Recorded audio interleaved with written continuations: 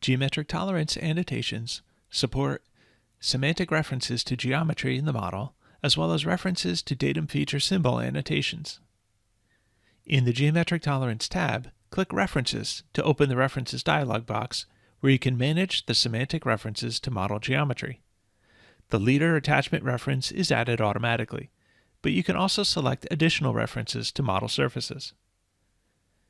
If the GTOL is placed on another annotation, then no semantic references are automatically added. However, you can specify them from the References dialog box.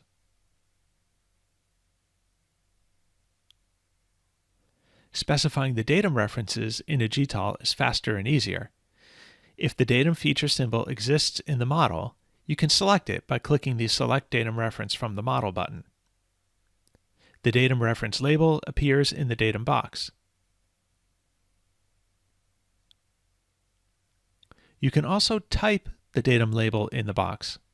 If the datum feature symbol exists, a connection is established between the datum feature symbol and the GTOL.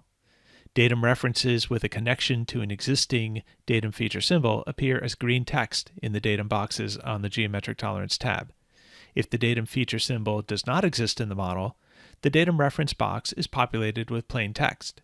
This allows you to create GTOL annotations without first having to create a datum feature symbol.